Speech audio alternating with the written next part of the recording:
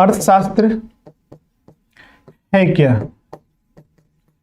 जिसको इंग्लिश में इकोनॉमिक्स के नाम से जानते हैं। अर्थशास्त्र का सीधा अर्थ मतलब क्या होता है, पैसा, अर्थ।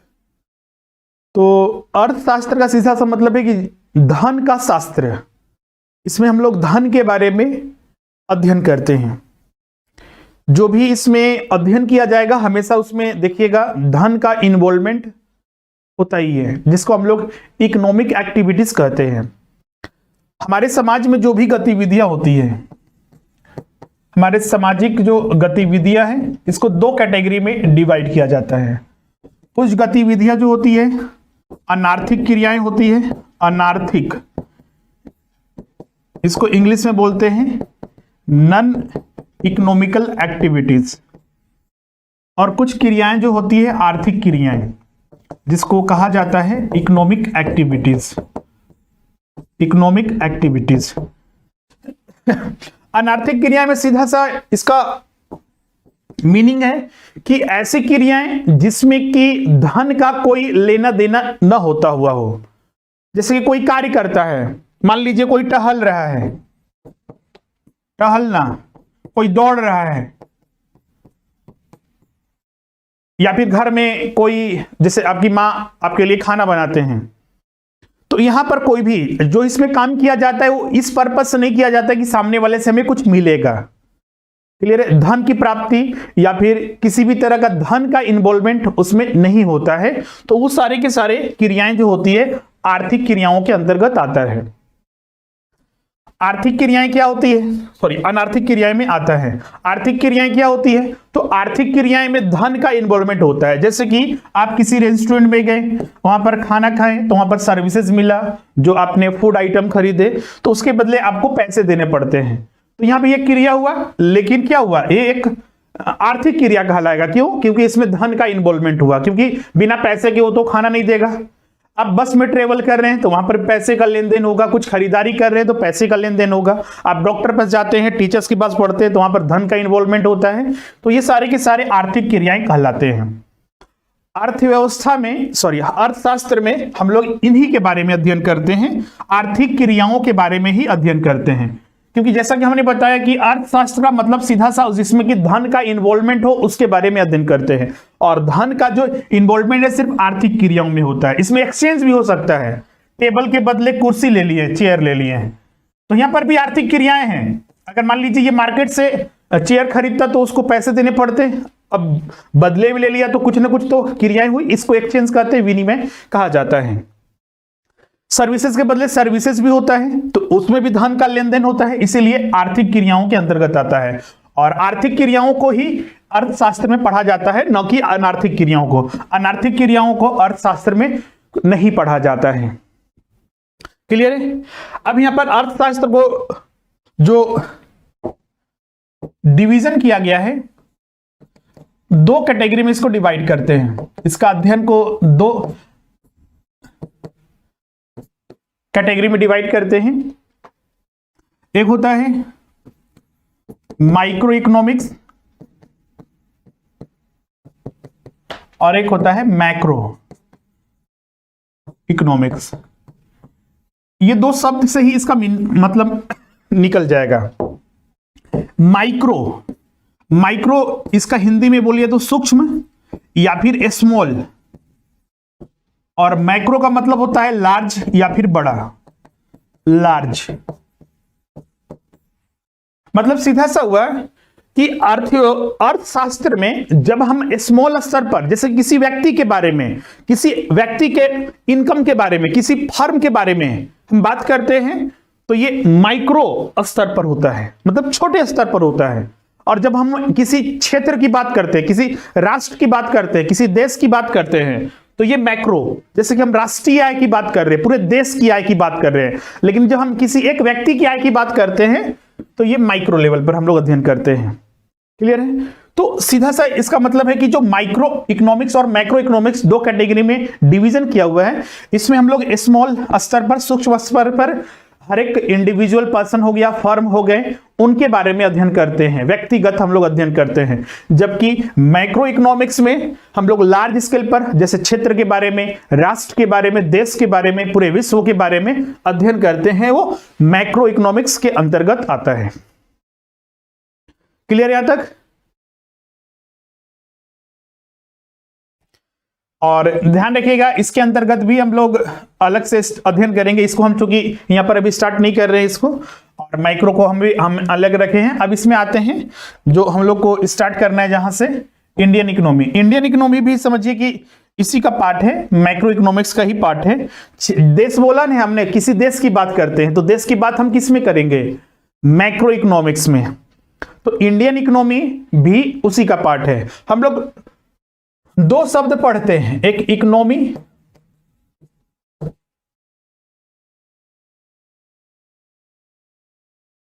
और एक इकोनॉमिक्स।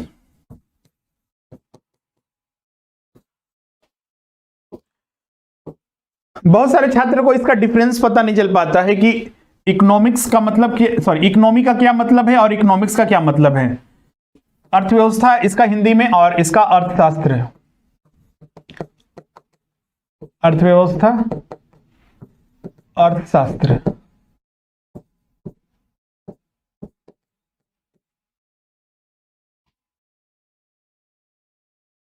इकोनॉमिक्स तो बचा चुके हैं, जिसमें कि हम लोग धन के बारे में अध्ययन करते हैं, जैसे कि उपभोग हो गया, कंजम्पशन हो गया, या फिर हम वितरण की बात करते हैं, लोक वित्त की बात करते हैं, तो ये सारे अर्थशास्त्र का भाग ही है। इकोनॉमी कोई अलग चीज नहीं है, ये इसी के अंतर्गत आता है। लेकिन इकोनॉमी एक शब्द कहने से मीनिंग नहीं निकलता है, ये मीनिंगलेस है। इकोनॉमी सिर्फ बोले कि अर्थव्यवस्था, इससे कोई मीनिंग नहीं निकल रहा है। एक्चुअली यह जो है एक अधूरा शब्द है, इसको पूरा किया जाता है जब हम इसको किसी के साथ ऐड करते हैं। जैसे कि हम बोलते हैं एंशियंट इकोनॉमी, मतलब कि प्राचीन काल में जो प्राचीन अर्थव्यवस्था थी भारत की, तो उस समय, अब प्राचीन अर्थव्यवस्था कैसी थी भारत की, तो उस समय लोग क्या करते थे? खेती वगैरह करते थे, एक बाजार में, मंडी वगैरह में अपना जो खेती करके सामान वगैरह बिक्री करते थे, और कुछ नहीं करते थे। उस समय ऐसी आज की स्थिति की जैसी नहीं थी, और उस समय हमारी अर्थव्यवस्था पूरा का पूरा कृषि पर निर्भर थी। तो ये प्राचीन काल में जो स्थिति थी उसके बारे में हमने बताया। हम किसी देश के बारे में बोलते हैं कि अमेरिका की अर्थव्यवस्था, तो अमेरिकी अर्थव्यवस्था कैसी है? तो अमेरिकी अर्थव्यवस्था एक पूंजीवादी अर्थव्यवस्था है। तब ये जाकर पूरा मीनिंग निकलता है। जैसे हम यहां पर बोलते हैं इंडियन इकोनॉमी, तो मतलब कि इकोनॉमी जो शब्द है अधूरा शब्द है। अगर इसको किसी क्षेत्र के साथ, जैसे कि हमने भारत के साथ जोड़ा, किसी देश के साथ, विकासशील देशों की अर्थव्यवस्था, या फिर हम किसी काल के साथ इसको जोड़ते हैं, किसी समय के साथ जोड़ते हैं, तब जाकर इसका मीनिंग निकलता है। तो जैसे कि इंडियन इकोनॉमी हमने बोला, तो इंडियन इकोनॉमी का सीधा सा मतलब है कि भारत में होने वाली जो आर्थिक गतिविधियां हैं, जैसे कि भारत की अर्थव्यवस्था का आधार क्या है, तो यहाँ का पर्यटन है, कृषि है, उद्योग है, वस्त्र है, तो ये सारे टेक्सटाइल वगैरह जो हो गया, फिर माइनिंग वगैरह हो गया, तो भारत की अर्थव्यवस्था का मुख्य आधार है। तो इससे हमें क्या पता चला कि इंडियन इकोनॉमी के बारे में हम बता रहे हैं। तो इंडियन इकोनॉमी का सीधा सा मतलब कि उसका आधार क्या है, यहां पर आर्थिक गतिविधियां किस तरह से होती है। जैसे प्राचीन काल में हमने बताया अमेरिका की अर्थव्यवस्था पूंजीवादी अर्थव्यवस्था पर निर्भर है, उसे चीन की अर्थव्यवस्था, रूस की अर्थव्यवस्था, तब जाकर यहां पर एक मीनिंग निकलता है। और इसी के अंतर्गत हम लोग इंडियन इकोनॉमी के बारे में अध्ययन करते हैं। इंडियन इकोनॉमी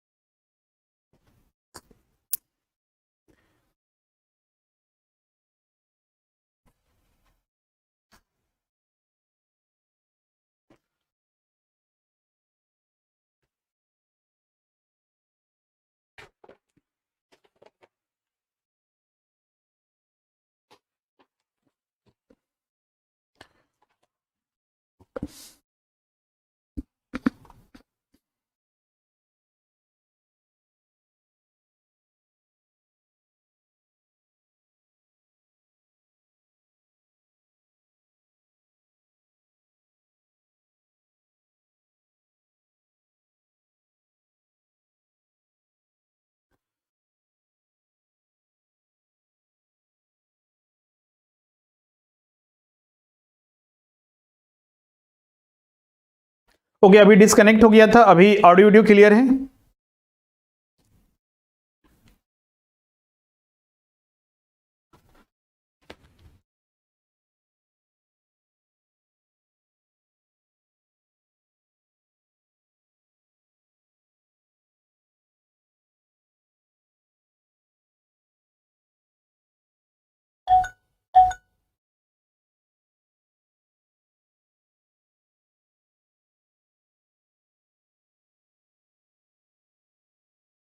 हाँ बोलिए। हाँ सर, अब ठीक है, ठीक।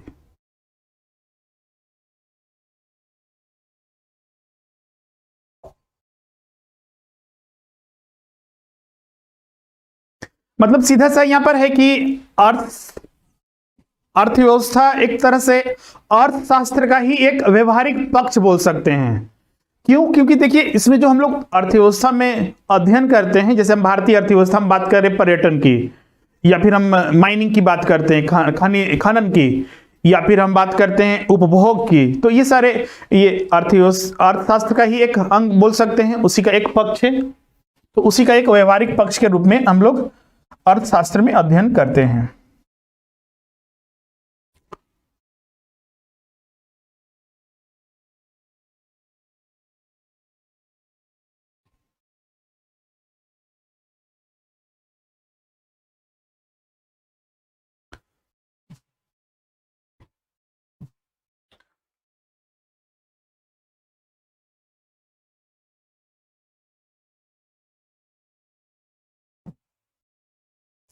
अब यहां पर आते हैं जो अर्थव्यवस्था के प्रकार हैं, उस पर हम लोग चर्चा कर लेते हैं। अर्थव्यवस्था समझ चुके हैं, अब अर्थव्यवस्था के प्रकार।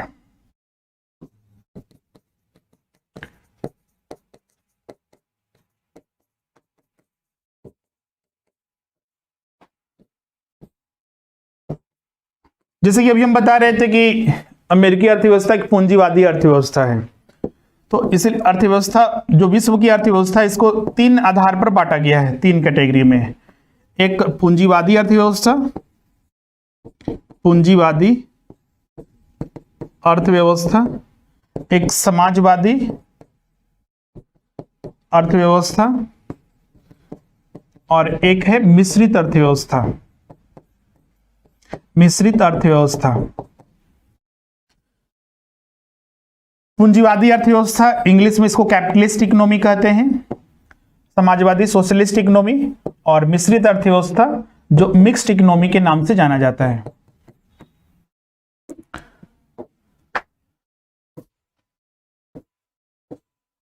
कैपिटलिस्ट इकोनॉमी,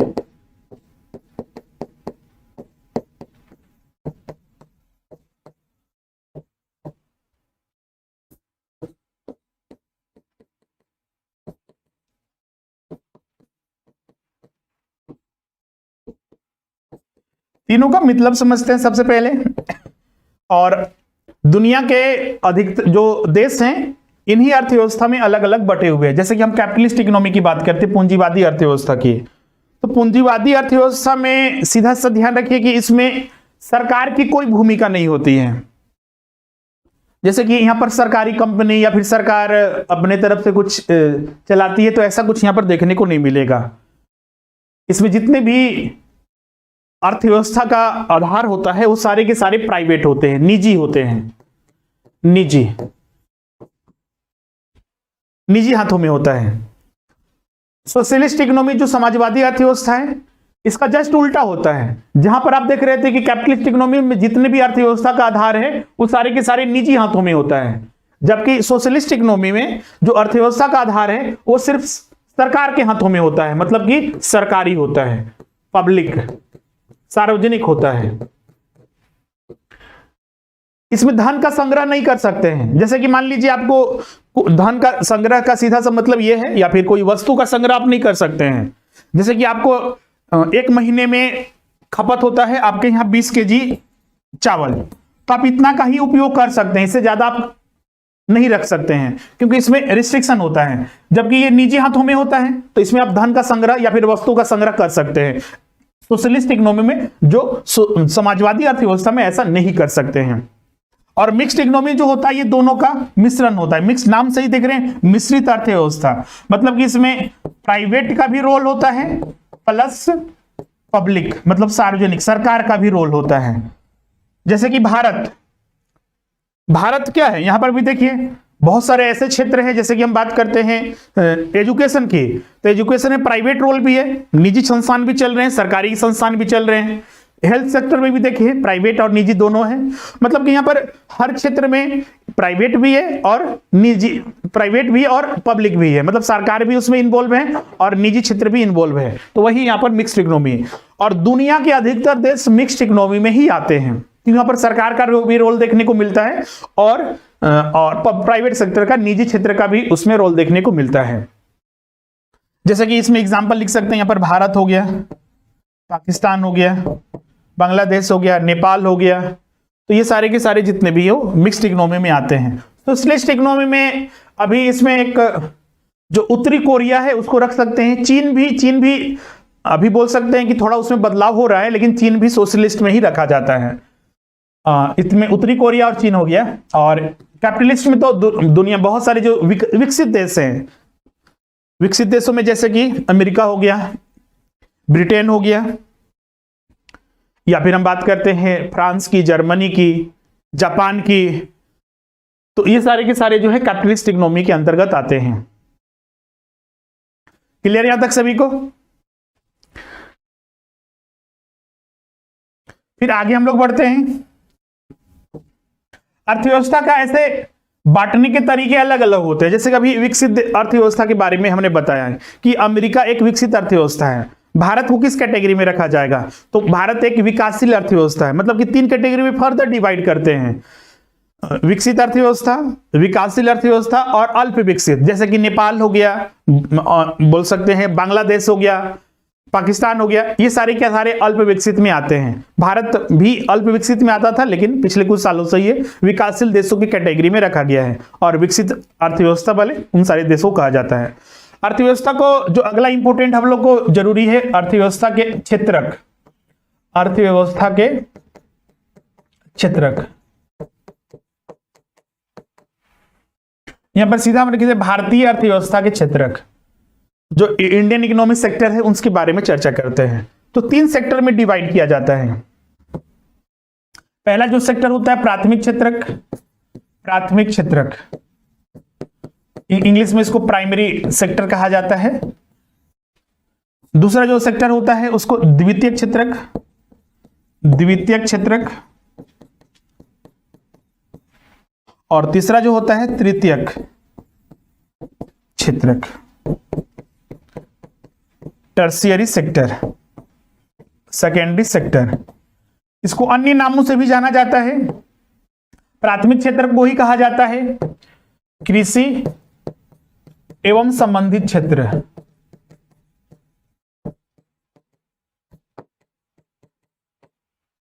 द्वितीयक क्षेत्रक को औद्योगिक क्षेत्रक या फिर इसको विनिर्माण क्षेत्रक कहा जाता है, मैन्युफैक्चरिंग सेक्टर।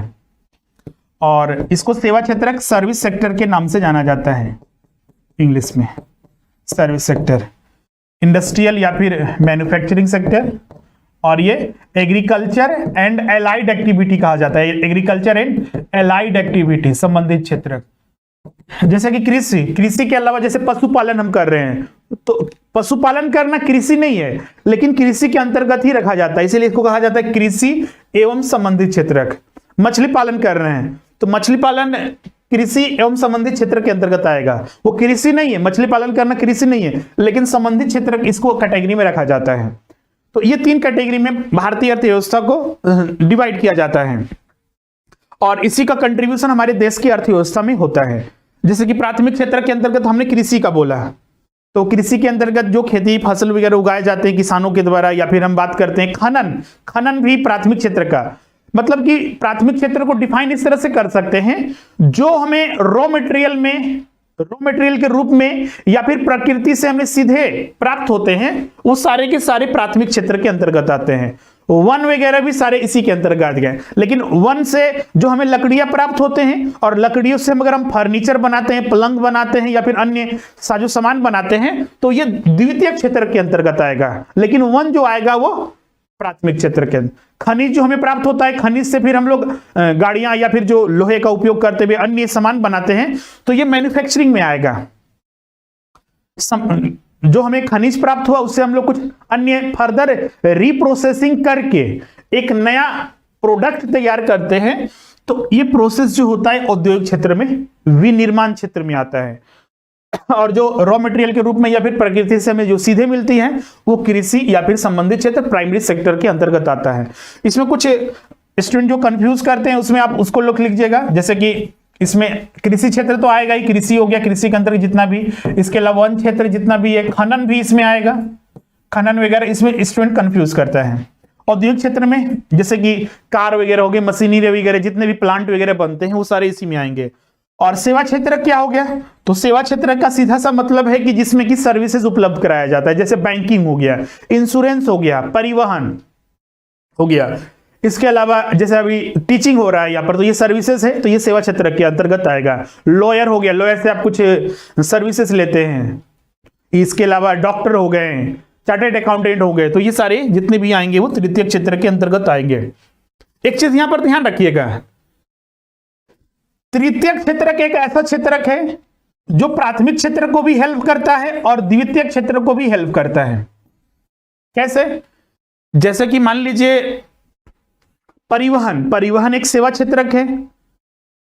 अब परिवहन के माध्यम से कैसे हेल्प करेगा, तो मान लीजिए किसान ने फसल उगाया, फसल उगा के मंडी में बेचना है, जाकर सीधे मंडी में बेचना है, तो तृतीय क्षेत्र हेल्प किया, क्योंकि परिवहन के बिना तो वो मंडी तक नहीं जा सकता है। फैक्ट्री तक ले जाना है जहां पर मैन्युफैक्चरिंग होकर नया एक फिनिश प्रोडक्ट बनेगा, तो उसमें भी किसका मदद मिलेगा, तृतीय क्षेत्र का हेल्प के बिना नहीं हो सकता है। मतलब कि तृतीय क्षेत्रक प्राथमिक क्षेत्रक और द्वितीय क्षेत्रक का एक सहायक के रूप में काम करता है। इसलिए देखिएगा आगे हम बताएंगे आपको, जब हम राष्ट्रीय आय बताएंगे तो उसमें बताएंगे कि भारतीय अर्थव्यवस्था में या फिर भारत के राष्ट्रीय आय में, नेशनल इनकम या फिर हम जीडीपी में बोल दें, तो सबसे ज्यादा जो कंट्रीब्यूशन है, एग्जाम में पूछा जाता है कि भारतीय अर्थव्यवस्था के जीडीपी में सबसे ज्यादा कंट्रीब्यूशन किसका है, तो वह है तृतीय क्षेत्रक का, सेवा क्षेत्रक का। उसके बाद मैन्युफैक्चरिंग सेक्टर का सबसे ज्यादा है, और सबसे लास्ट में है वो कृषि एवं संबंधित क्षेत्र का है, प्राथमिक क्षेत्र का। तो एग्जाम में पूछा जाता है कि भारतीय अर्थव्यवस्था या फिर जीडीपी में, ग्रोस डोमेस्टिक प्रोडक्ट, सकल घरेलू उत्पाद में सबसे ज्यादा कंट्रीब्यूशन किसका है, हिस्सेदारी किसका है, तो तृतीय क्षेत्र का सबसे ज्यादा है। उसके बाद मैन्युफैक्चरिंग सेक्टर और उसके बाद कृषि क्षेत्र। लेकिन आपको जानकर हैरानी होगी, भले ही भारतीय अर्थव्यवस्था में सबसे ज्यादा जो कंट्रीब्यूशन है वो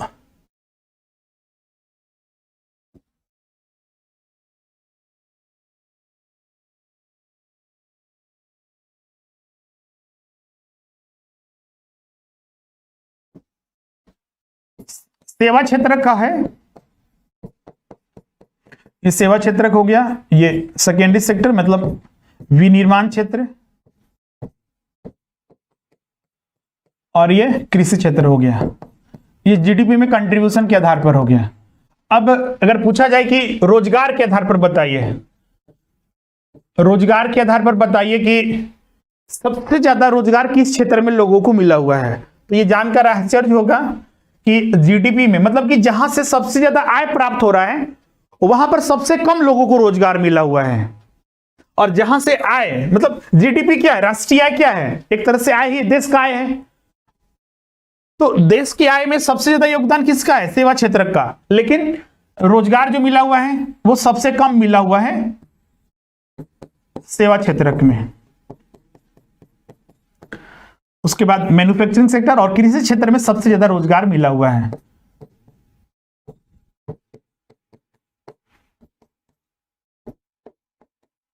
विनिर्माण क्षेत्र क्लियर है? क्यों? अब इसका कारण क्या है, तो भारत की जनसंख्या भी आप देख सकते हैं, आने वाले दिनों में विश्व की सबसे बड़ी जनसंख्या वाला देश होगा। तो जनसंख्या ही कारण नहीं है जिसकी वजह से ये बेरोजगारी जैसे, मतलब बेरोजगारी जैसी स्थिति बनी है। एक्चुअली भारत में जॉब अपॉर्चुनिटी बहुत ही कम है, और अगर डिमांड भी है तो स्किल्ड वर्कर की डिमांड है मैन्युफैक्चरिंग सेक्टर में या फिर सेवा क्षेत्र में। स्किल्ड वर्कर, भारत में युवाओं का देश है, यहां पर देखिएगा तो वर्कर्स बहुत ज्यादा हैं, लेकिन जॉब अपॉर्चुनिटी कम है। अगर जॉब अपॉर्चुनिटी है भी तो वहां पर स्किल्ड वर्कर की डिमांड है, तो भारत में वैसी स्थिति नहीं है। अब कृषि क्षेत्र में इतना ज्यादा लोगों को रोजगार क्यों? क्योंकि भारत के अधिकतर लोग अभी भी ग्रामीण क्षेत्र में निवास करते हैं और ग्रामीण क्षेत्र में मुख्य पेशा जो है वो कृषि है। भारत में कृषि आय का साधन नहीं है, बस जीविकोपार्जन है। क्योंकि अगर मान लीजिए किसी को जॉब नहीं मिलता है, काम नहीं मिलता है, या फिर वो अपना बिजनेस स्टार्ट नहीं कर पाता है, तो वो क्या करेगा? जिंदा रहने के लिए कुछ तो खाना पड़ेगा ना, तो कृषि करेगा, खेती करेगा, तो उससे जो उगाएगा उसी से खा सकता है। इसीलिए लगता है कि कृषि क्षेत्र में सबसे ज्यादा लोग मतलब लगे हुए हैं, क्योंकि जीविकोपार्जन का एक साधन है कृषि। तो इसीलिए ये स्थिति देखने को मिलता है। जहां पर आय सबसे ज्यादा है वहां पर सबसे कम रोजगार है, और जहां पर सबसे कम आय है वहां पर सबसे ज्यादा रोजगार लोगों को मिला हुआ है। तो इसको रोजगार नहीं बोल सकते हैं, एक तरह से ये मौसमी। आगे हम बताएंगे, जब हम टाइप ऑफ अनएम्प्लॉयमेंट बताएंगे तो उसमें एक प्रच्छन्न बेरोजगारी होती है, हिडन अनएम्प्लॉयमेंट, मतलब कि वहां पर अपॉर्चुनिटी नहीं है। या फिर बोल सकते हैं कि एक काम को 10 लोग ही कर गए तो चलेगा, लेकिन वहां पर 100 लोग लगे हुए हैं उसी काम को करने के लिए। 10 व्यक्ति भी करेंगे तो वो काम हो जाएगा, उतना ही प्रोडक्शन होगा, लेकिन उसमें 100 लोग काम में लगे हुए हैं। इसी को हिडन एम्प्लॉयबल बोलते हैं, प्रच्छन्न बेरोजगारी, छिपी हुई बेरोजगारी। इसके अलावा मौसमी बेरोजगारी के भी बहुत ज्यादा शिकार है भारतीय। और क्योंकि मौसमी बेरोजगारी में अगर फसल उगाया जाता है तो रोजगार मिलता है, फिर सालों भर बाकी दिनों बैठे रहते हैं। तो टाइप्स ऑफ एम्प्लॉयमेंट में इन चीज को हम बताएंगे। क्लियर यहां तक? तो ये हम अर्थव्यवस्था के क्षेत्र के बारे में बता रहे थे, और उसके बाद हमने कंट्रीब्यूशन के बारे में बताया, फिर एक रोजगार के बारे में भी हमने यहां पर डिस्कस किया। यहां तक क्लियर है सभी को? इसमें से कुछ नोट कीजिएगा तो इसको नोट करते जाइएगा।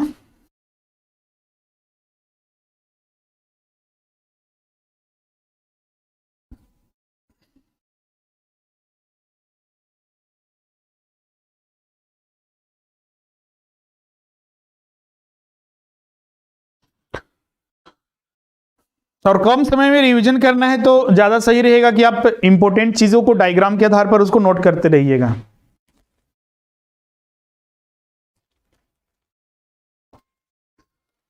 ओके, अब हम लोग आगे बढ़ते हैं। इसके बाद जो हम लोग इसमें डिस्कस करते हैं, राष्ट्रीय आय से जाने से पहले दो इंपॉर्टेंट टर्म और है। एक है आर्थिक समृद्धि, आर्थिक समृद्धि, और दूसरा है आर्थिक विकास। ये एक दूसरे के पैरेलल बोल सकते हैं, लेकिन दोनों का अर्थ अलग अलग है। लेकिन हाँ, ध्यान रखिएगा, आर्थिक समृद्धि नहीं होगा तो आर्थिक विकास भी नहीं देखने को मिलेगा। इसको इस आधार पर समझिए कि आर्थिक समृद्धि 2 वर्षों के अंतराल में होने वाले परिवर्तन को कहा जाता है। आय में जो परिवर्तन या फिर जीडीपी में जो होने वाला परिवर्तन है, जैसे कि मान लीजिए 2020-21 में जीडीपी 100 रुपया था, 21-22 में यह 110 रुपया हुआ, तो मतलब कि 10 रुपया का यहां पर ग्रोथ देखा गया, 10% का। यही है आर्थिक समृद्धि। अगर ये 10% ग्रोथ हो रहा है तो ये धीरे धीरे ग्रोथ बढ़ते रहेगा, और यही हम लोग को देखने को मिलता है आर्थिक विकास में। अब ये आर्थिक विकास क्या हुआ? जैसे कि आज से 10 साल पहले शिक्षा क्षेत्र या फिर सड़क की जो स्थिति थी भारत में, उस चीज को देखिए। विकास का मतलब डेवलपमेंट क्या हो रहा है। तो आज से 10 साल पहले सड़क की स्थिति देखिए, आज से 10 साल पहले बिजली की स्थिति देखिए। अभी भी स्थिति खराब है, लेकिन पहले तो बेहतर है, तो इसी को तो विकास कहते हैं। सड़क बन रहे हैं, पहले बिजली गांवों तक उपलब्ध नहीं होती, अभी भी बिजली गांवों तक उपलब्ध नहीं, लेकिन कम से कम पोल तो पहुंच गए, तार तो पहुंच गए कि बिजली कम से कम 2-4 घंटे तो रहते हैं ना। तो यही एक विकास है। हाँ, आने वाले दिनों में हो सकता है कि 24 आवर, 18 आवर, 22 आवर्स बिजली प्राप्त हो सके, यही विकास कहा जाता है। और विकास किस पर निर्भर करेगा? समृद्धि पर, क्योंकि ग्रोथ होगा ही नहीं तो हम कैसे बात कर सकते हैं विकास की। जैसे कि मान लीजिए एक घर है, अब इनका आय एक सीमित है, 1000 रुपया इनका हर महीने आय प्राप्त हो रहा है, और इनमें जो राशन वगैरह लिया जाता है 1,000 रुपया में, और जितने भी काम वगैरह चलाए जाते हैं 1,000 रुपये में किया जाता है। अगर इनको फर्दर कुछ करना है, कुछ नई चीजें लेने की, तो इस आय के अलावा भी और कुछ सोचना पड़ेगा, क्योंकि ये आय तो इसी में खर्च हो जाता है। अगर मतलब कि जितना ये घर इनके पास है और जो घर में सामान है, अगर इससे ज्यादा और इसमें विकास करना चाहते हैं तो इस आय को बढ़ाना पड़ेगा, तभी जाकर ये पॉसिबल है। क्लियर है? तो वही चीज यहां पर आर्थिक समृद्धि और आर्थिक विकास में संबंध है, और दोनों में अंतर भी स्पष्ट है। क्लियर है दोनों में टर्म?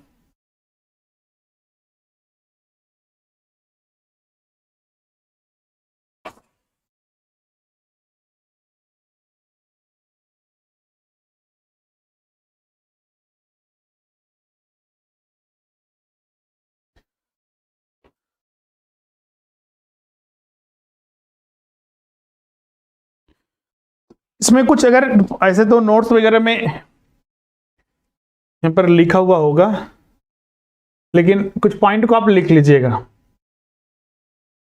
इसमें लिखा हुआ नहीं है, आर्थिक विकास को डेफिनेशन को लिख लीजिए और आर्थिक समृद्धि को एक एक लाइन में लिख लेना है बस, कि बाद में रिवीजन करते वक्त ध्यान रहे। तो आर्थिक विकास में लिख लीजिए, किसी अर्थव्यवस्था में होने वाले गुणात्मक परिवर्तन को, गुणात्मक मतलब क्वालिटी चेंज हो रहा है इसमें। पहले जैसे कि अभी बताया ना, शिक्षा को देखिए, हेल्थ सेक्टर को देखिए, सड़क निर्माण को देखिए, तो होने वाला गुणात्मक परिवर्तन, किसी अर्थव्यवस्था में होने वाला गुणात्मक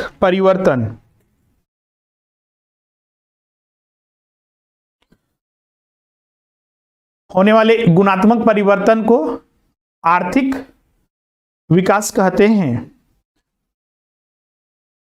आर्थिक विकास कहते हैं, कौमा, जिसमें कि सामाजिक मूल्य निहित होता है, सामाजिक मूल्य निहित होता है, शामिल होता है। अब दूसरा लिख लीजिए, आर्थिक समृद्धि।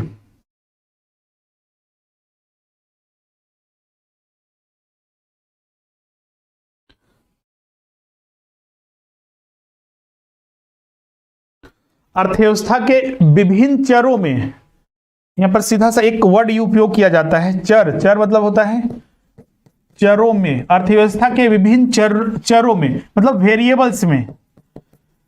वेरिएबल्स क्या है? जो जीडीपी है, जैसे कि हर साल जीडीपी या तो इंक्रीज करेगा या डिक्रीज करेगा, राष्ट्रीय इंक्रीज करेगा डिक्रीज करेगा, यही वेरिएबल है। तो इसमें जो होने वाला चरों में परिवर्तन, तो अर्थव्यवस्था के विभिन्न चरों में मात्रात्मक वृद्धि, मात्रात्मक वृद्धि ही आर्थिक समृद्धि है।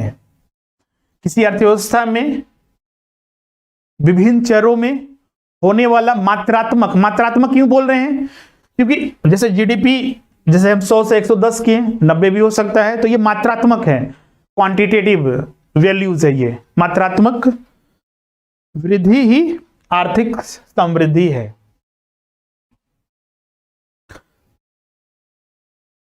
राष्ट्रीय में आय में जाने से पहले एक और टॉपिक यहां पर हम लोग डिस्कस कर लेंगे।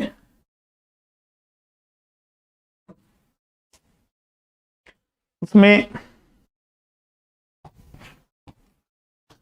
जो आगे जरूरी पड़ेगा,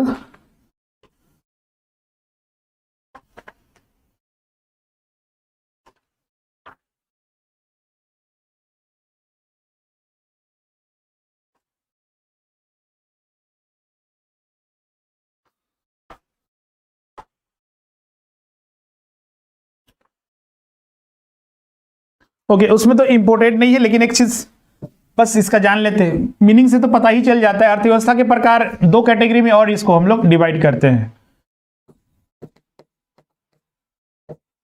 अर्थव्यवस्था के प्रकार, इसमें दो कैटेगरी में डिवाइड कर देते हैं।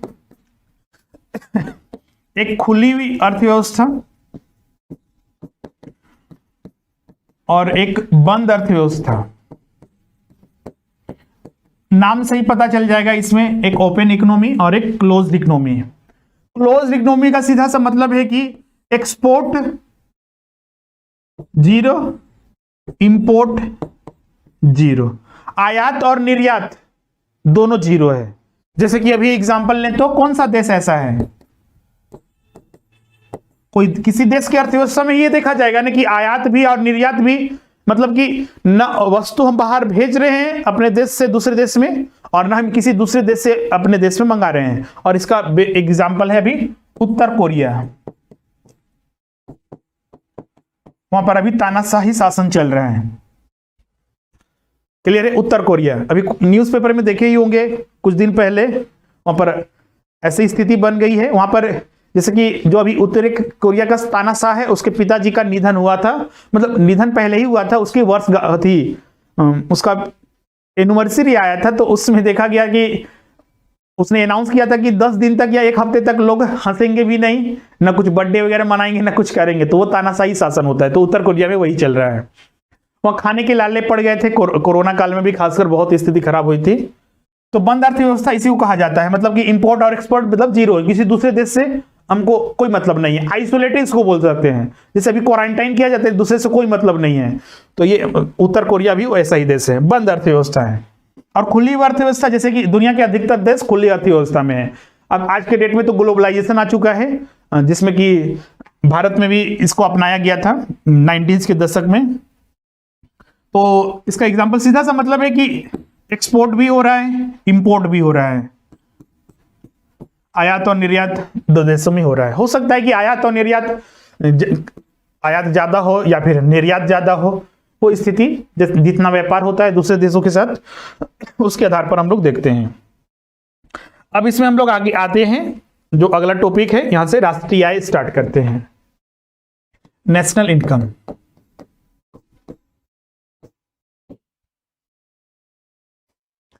इसके बाद ही हम लोग चलेंगे कि नेशनल इनकम जान लेने के बाद ही आगे जो हम लोग पढ़ाएंगे ना, जैसे कि एक टॉपिक है जो कि महत्वपूर्ण है आपके लिए कि अर्थव्यवस्था की विशेषताएं क्या है, भारतीय अर्थव्यवस्था की विशेषताएं क्या है, वो हम लोग यहाँ पर भी डिस्कस करते हैं उसके बाद भी। लेकिन बहुत सारे उसमें टर्म आते हैं, और भारतीय अर्थव्यवस्था के पिछड़ेपन के क्या कारण है, आखिर बैकवर्ड क्यों है भारतीय अर्थव्यवस्था, उसको भी हम लोग डिस्कस करेंगे। लेकिन इसको जानने के बाद, क्योंकि इसमें बहुत सारे टर्म आते हैं, अगर हम राष्ट्रीय आय की बात करें, नेशनल इनकम की, तो नाम से ही पता चल, राष्ट्रीय आय मतलब देश की आय, देश की आय को ही राष्ट्रीय आय कहते हैं। देश की आय कैसे निकालेंगे, तो जितने भी देश के लोग हैं उनकी जितनी आय है सबको जोड़ दीजिए, देश की आय हमें प्राप्त हो जाएगी।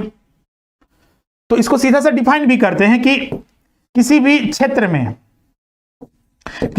में, जैसे कि हम भारत की बात करते हैं, एक वर्ष में, और एक वर्ष यहां पर कितना कौन होता है, तो यहां पर चलता है वित्तीय वर्ष। वित्तीय वर्ष लिख लीजिएगा, एग्जाम में पूछा जाता है कि वित्तीय वर्ष क्या है। ये छोटे छोटे टर्म है जो बहुत सारे स्टूडेंट ध्यान ही नहीं रखते, मेन टॉपिक पर ध्यान रखते हैं। एग्जाम में ये सारी चीजें भी पूछी जाती है। वित्तीय वर्ष, जैसे कि हम लोग कैलेंडर ईयर देखते होंगे, कैलेंडर ईयर किसको कहते हैं, जैसे कि अभी 1 जनवरी आप मनाएं, तो 1 जनवरी से 31 दिसंबर तक ये कैलेंडर ईयर कहलाता है। तो कैलेंडर ईयर फॉलो नहीं किया जाता है, बल्कि जो अकाउंटिंग वगैरह किया जाता है, लेखांकन जो किया जाता है, या फिर लेखांकन का मतलब नहीं समझे, जो डाटा तैयार किया जाता है वो वित्तीय वर्ष के आधार पर भारत में तैयार किया जाता है। और वित्तीय वर्ष कब से प्रारंभ होता है, तो ये हर साल के 1 अप्रैल को प्रारंभ होगा और अगले साल के 31 मार्च को खत्म हो जाता है, 31 मार्च को। ये भी 12 महीने का ही होगा, 12 महीने का होगा, लेकिन डेट इसका यहां पर 1 अप्रैल से 31 मार्च तक होता है। तो राष्ट्रीय आय भी हम लोग इसी डेट के लिए निकालते हैं। जैसे कि अभी जनवरी चल रहा है, तो हम लोग राष्ट्रीय आय अभी सीएसओ, भारत में राष्ट्रीय आय सीएसओ के द्वारा निकाला जाता है, सेंट्रल स्टैटिस्टिकल ऑफिस, सीएसओ के द्वारा ये कैलकुलेट किया जाता है। राष्ट्रीय आय कैसे कैलकुलेट करते हैं आगे हम बताएंगे। तो सीएसओ कैलकुलेट करती है राष्ट्रीय आय, तो 1 अप्रैल से 31 मार्च के बीच में का कैलकुलेट करती है, 12 महीने का। तो राष्ट्रीय आय को उसी को हम डिफाइन कर रहे हैं कि किसी भी क्षेत्र में एक वर्ष में जितने भी वस्तुओं एवं सेवाओं का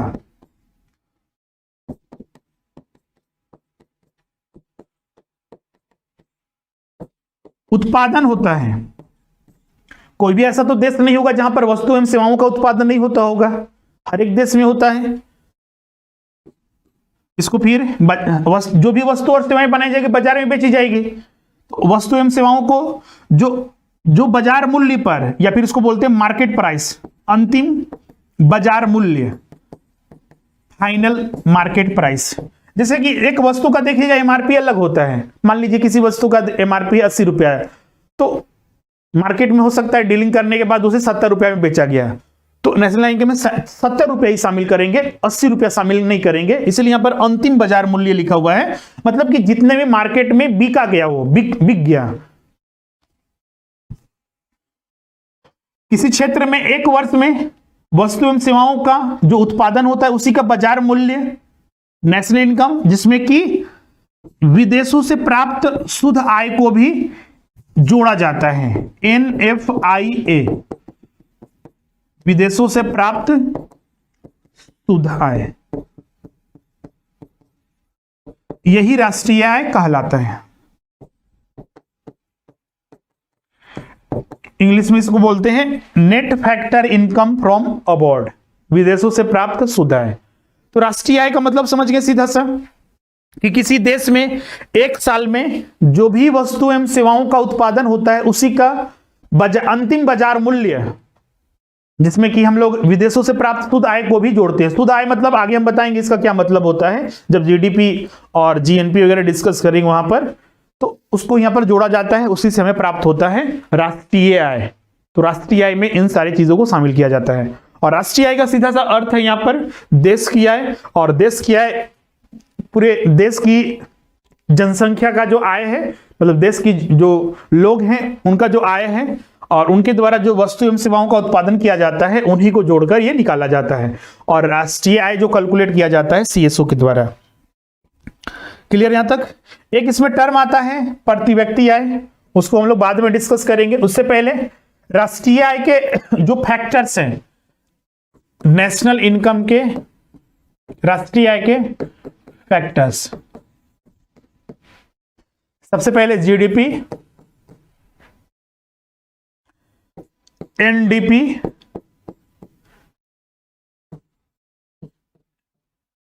जीएनपी और एक होता है एनएनपी। ये 4 फैक्टर इंपॉर्टेंट फैक्टर हैं।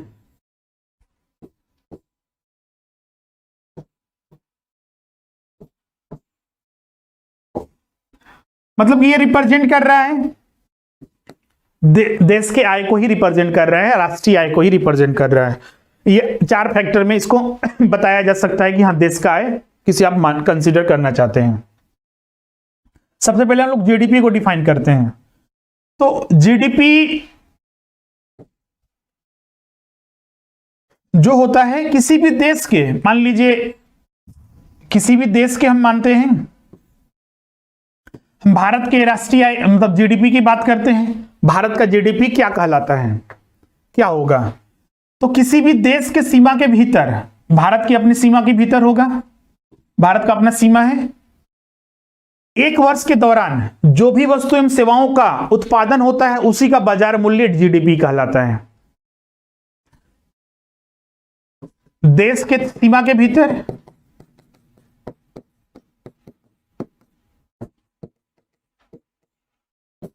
एक वर्ष में, एक वित्तीय वर्ष में, यहां पर वित्तीय वर्ष हम लिख दे रहे हैं, जो भी वस्तुएं, गुड्स एंड सर्विसेज का जो अंतिम बाजार मूल्य होगा, अंतिम बाजार मूल्य, यही जीडीपी है।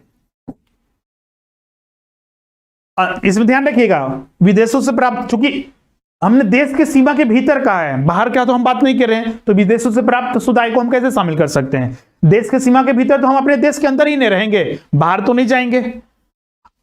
जो भारत का जो लैंड एरिया है, टेरिटोरियल एरिया या फिर वाटर एरिया या फिर एयर में, मतलब भारत के सीमा के भीतर होना चाहिए। तो ये जीडीपी कहलाता है। जितने भी वस्तु एवं सेवाओं का उत्पादन होगा एक साल के अंदर, एक वित्तीय वर्ष के अंदर, ये सारे के सारे जीडीपी कहलाता है। अब इसमें जीएनपी क्या होता है? तो जीएनपी में हम लोग एक चीज को कंसीडर करते हैं, वो है नागरिकता की। इसमें नागरिकता कहां से आ गया? जैसे कि इसमें सिर्फ हम लोग कंसीडर कर रहे थे देश के सीमा के भीतर, मतलब टेरिटोरियल लैंड एरिया, इसमें हम लोग सॉरी लैंड एरिया बोल सकते हैं, या फिर टेरिटोरियल एरिया, या फिर जो देश की सीमा के भीतर है उसमें हम लोग बात कर रहे थे, अपने ही देश के अंदर की बात कर रहे थे। लेकिन जब हम जीएनपी की बात करते हैं तो नागरिकता की बात करते हैं। तो इसमें डिफिनेशन ये हो जाता है कि जो भारतीयों के द्वारा, भारतीय वह व्यक्ति है जो भारत का, जिसके पास सिटीजनशिप है, तो भारतीय भारत में भी होगा और विदेशों में भी होगा। भारतीय तो अपने देश में होंगे ही, और कुछ मान लीजिए विदेशी गए या फिर विदेश में व्यापार करने गए तो वहां पर भी गए होंगे, वहां पर भी वस्तु एवं सेवाओं का निर्माण किए होंगे, वहां से भी आय प्राप्त किए होंगे। तो जब हम जीएनपी कैलकुलेट करते हैं इसलिए नागरिकता को बोला जाता है कि भारतीयों के द्वारा सीधा सा। तो इसमें सीधा सा हम अगर बोलेंगे देश के नागरिकों के द्वारा, देश के नागरिकों के द्वारा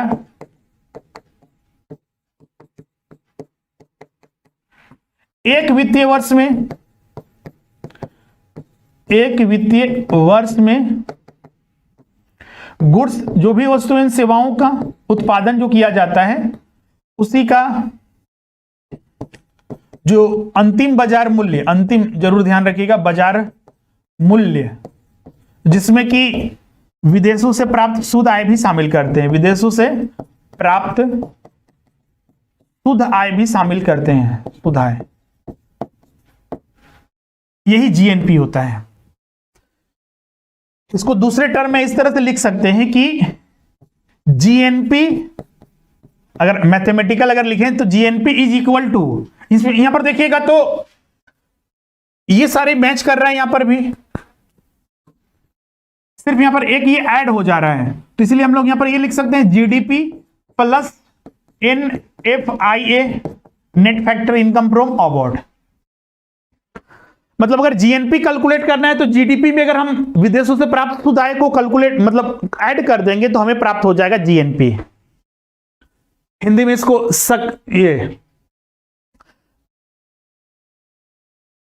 ग्रोस नेशनल प्रोडक्ट, सकल राष्ट्रीय उत्पाद, जीडीपी सकल घरेलू उत्पाद, दोनों में सिर्फ विदेशों से प्राप्त शुद्ध आय का अंतर है।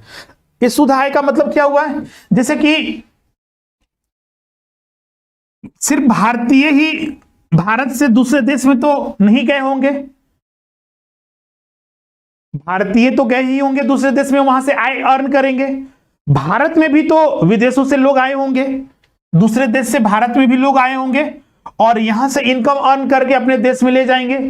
तो इसीलिए यहां पर जितना एक्सपोर्ट हुआ और जितना इंपोर्ट हुआ, उन दोनों का जो एक रियल वैल्यू, शुद्ध जो नेट हम लोग यहां पर बोलते हैं नेट वैल्यू होगा, उसी को कंसीडर करते हैं।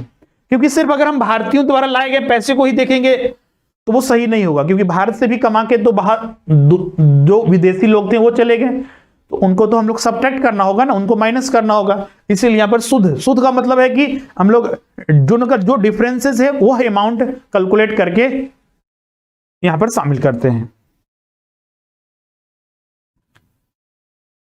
क्लियर यहां तक? जीएनपी और जीडीपी में क्लियर है। अब यहां पर एनडीपी और एनएनपी है, इसमें कुछ नहीं करना है, बस इसमें ध्यान रखना है ये जीडीपी से ही ये एनडीपी बना है। जैसे कि मान लीजिए कोई कार है, एक कार लिया गया 2010 में, 2020 में क्या इसका वही वैल्यू रहेगा? बिल्कुल नहीं रहेगा। मान लीजिए 10 लाख में लिया गया 2010 में, तो ये 2020 में वही वैल्यू रहेगा? नहीं। उसका उपयोग करने की वजह से, कार का उपयोग करने की वजह से, उसमें जंग लगने की वजह से इसका मूल्य ह्रास हो जाता है। मूल्य ह्रास, इसके मूल्य में कमी हो जाती है, मूल्य ह्रास, उसको डिप्रिसिएशन इसको इंग्लिश में बोलते हैं। तो जब हम लोग जीडीपी में से मूल्य ह्रासों को माइनस कर देते हैं तो ही हमें शुद्ध मिलता है। ये शुद्ध हमको चाहिए। यहां पर जो ये वर्ड है ना, ये सकल से, ये ग्रोस, मतलब हिंदी ग्रोस से हमको नेट चाहिए। तो अगर ग्रोस से अगर नेट चाहिए तो डेप्रिसिएशन माइनस कर दीजिए, तो हमें एनडीपी चाहिए, नेट डोमेस्टिक प्रोडक्ट, शुद्ध घरेलू उत्पाद। तो शुद्ध घरेलू उत्पाद कैलकुलेट करने के लिए हम लोग जीडीपी, सकल से जीडीपी से माइनस कर देते हैं मूल्य ह्रास को, डेप्रिसिएशन को, तो हमें यहां पर मिल जाता है नेट डोमेस्टिक प्रोडक्ट, शुद्ध घरेलू उत्पाद। क्लियर है यहां तक सभी को? उसी तरह जीएनपी से हमको नेट चाहिए, यहां ग्रोथ है और यहां पर नेट है, तो हमको ग्रोथ से नेट चाहिए, तो इसमें भी वही चीज करेंगे। अगर ग्रोथ से नेट चाहिए तो NNP is equal to GNP, GNP से माइनस कर दीजिए डेप्रिसिएशन को या मूल्यह्रास जिसको हिंदी में बोलते हैं, तो हमें क्या मिल जाएगा? एनएनपी, नेट नेशनल प्रोडक्ट, शुद्ध राष्ट्रीय उत्पाद।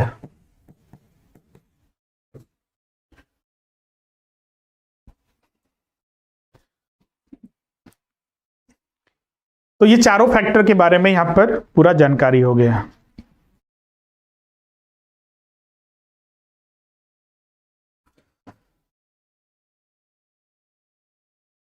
क्लियर है? अब इसको एग्जांपल से समझिए। यहां पर क्लियर है सभी को? इन सारे पॉइंट को आप नोट कर लिए, मैथमेटिकल भी यहां पर लिख लीजिएगा। जैसे कि अब यहां पर रिलेशनशिप हम लोग निकालते हैं, क्या क्या रिलेशनशिप हो सकता है। ये मैक्रो इकोनॉमिक्स का ही पार्ट है, सीधा सा बोलिए तो यहां पर आपने देखा कि जीएनपी इज इक्वल टू हो सकता है जीडीपी प्लस एनएफआईए। एग्जाम में कभी कभी पूछा जाता है कि जीएनपी, एक प्रश्न आया हुआ है, ये एग्जाम में ये आया हुआ है, GNP is equal to GDP when, ये कब होगा? NIFA is equal to 0, NIFA is equal to is greater than 0, C होगा NIFA इज लेस देन 0, या फिर D all of the above, मतलब उपयुक्त सभी।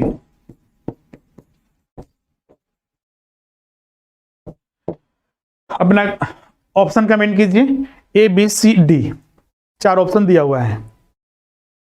सीधा सा है कि जीएनपी मतलब कि जो आपने यहां पर देखा, ये जीडीपी और ये इधर जीएनपी, ये दोनों इक्वल कब होगा? 4 ऑप्शन यहां पर दिया हुआ है। फटाफट उत्तर कमेंट कीजिए। इसमें कुछ ज्यादा आपको टेंशन नहीं लेना है, जो आपको लगे कि हमें ये कमेंट करना है या फिर लगे कि हाँ ये आंसर हो सकता है, बिल्कुल कमेंट कीजिए। बिल्कुल NFI 0, net factor income from abroad, ये 0 होगा। ये 0 होने का क्या मतलब है कि वह देश आइसोलेटेड है। जैसे अभी बता रहे थे ना, बंद अर्थव्यवस्था, वहां पर निर्यात 0 है और आयात भी क्या है? 0 है। तो जब आयात और निर्यात 0 हो तभी तो ये जीएनपी और जीडीपी इक्वल हो सकता है। जैसे कि हमने बताया कि जीएनपी कैलकुलेट करते वक्त हम लोग जो देश में से बाहर गए उनके आय को जोड़ते हैं, उनसे वहां से जो कमा के लाए, और देश में जो आए विदेशी और जो हमारे देश से कमा के गए उनके डिफरेंसेस को निकालते हैं। अब मान लीजिए यही आइसोलेटेड हो गए हैं, दूसरे देश मतलब आयात और निर्यात कुछ भी नहीं हो रहा है, हमारे देश से कोई बाहर नहीं जा रहा है और बाहर से कोई हमारे देश में नहीं आ रहा है, तो वैसी परिस्थिति में तो NFI 0 ही होगा, आयात निर्यात 0 हो जाएगा। और ऐसी परिस्थिति में जीडीपी और जीएनपी इक्वल हो जाएगा। भारतीय भारत में ही रहेंगे, कहीं और जाएंगे नहीं, तो इसमें अदर कुछ आएगा ही नहीं, तो जीडीपी और जीएनपी इक्वल हो जाएगा। एक और इसमें एग्जांपल समझते हैं।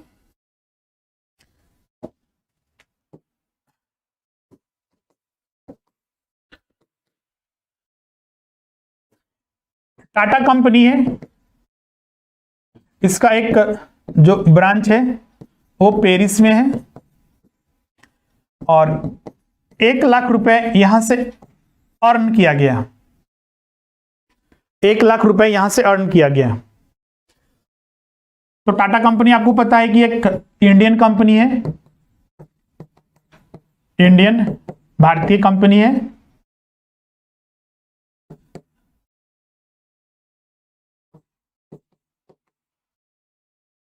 मेरा सवाल यहां पर यह है, 1,00,000 रुपया यहां पर कमाया गया, आय ये प्राप्त हुआ। मेरा प्रश्न यह है कि यह भारत के जीडीपी में शामिल होगा या जीएनपी में?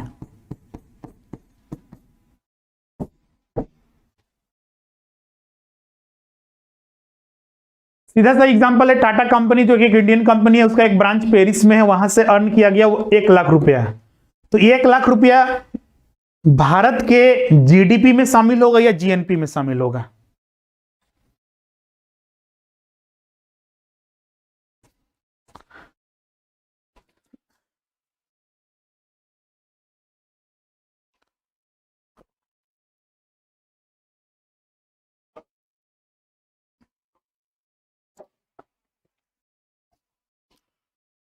सिंपल है, बहुत सी सिंपल है, अभी हमने बताया ना, इसीलिए ये प्रश्न भी डिस्कस करते हैं यहां पर कि आपको ये चीज क्लियर रहे। सीधा सा हमने बताया कि जीएनपी वह अमाउंट होता है जो भारतीयों के द्वारा, टाटा भी एक भारतीय कंपनी ने है, जो कुछ भी कमाया जाएगा वो जीएनपी में शामिल होगा। और जीडीपी में भारत के सीमा के भीतर, पेरिस भारत के अंदर तो नहीं है, दूसरे देश में है, तो जीडीपी में तो ये शामिल नहीं होगा ना, क्योंकि हमने जीडीपी का डिफिनेशन सीधा सा बताया, देश के सीमा के भीतर,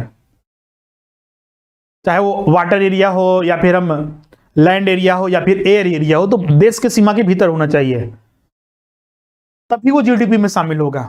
अगर बाहर है तो वो जीएनपी में, भारत के जीएनपी में शामिल होगा। तो ये 1,00,000 रुपया भारत के जीएनपी में शामिल होगा। ये 1,00,000 रुपया एक जगह और शामिल होगा और वो जीडीपी में शामिल होगा। ये 1,00,000 रुपया एक जगह और शामिल होगा वो, और वो जीडीपी में शामिल होगा। तो ये कौन, किस देश के जीडीपी में? तो पेरिस, फ्रांस के जीडीपी में शामिल होगा। मतलब इस देश के लिए तो ये देश के सीमा के भीतर हुआ। जीडीपी का डिफिनेशन देखिए, भारत के लिए जो डिफिनेशन वही फ्रांस के लिए होगा। तो देश के सीमा के भीतर पेरिस के अंदर ये टाटा कंपनी मैन्युफैक्चरिंग कर रही है, वहां से आय प्राप्त कर रही है, तो पेरिस, फ्रांस के जीडीपी में शामिल किया जाएगा। और ये 1,00,000 रुपए चूंकि इंडियन कंपनी है तो ये भारत के जीएनपी में शामिल होगा। तो दो इफेक्ट होता है इसका। अगर आप अकाउंट्स, चूंकि आप लोग इकोनॉमिक्स के छात्र हैं तो इससे कोई मतलब, सीधा सा लिखिए कि यहां पर दो जगह इफेक्ट पड़ेगा, एक भारत के जीएनपी में और एक उस देश के, जिस देश में ये है स्थित है, वहां के जीडीपी में।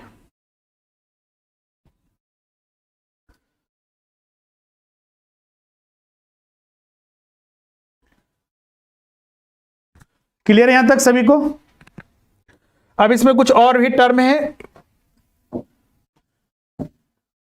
इसमें अगला जो हम लोग जो फैक्टर डिस्कस करते हैं वो है प्रति व्यक्ति आय।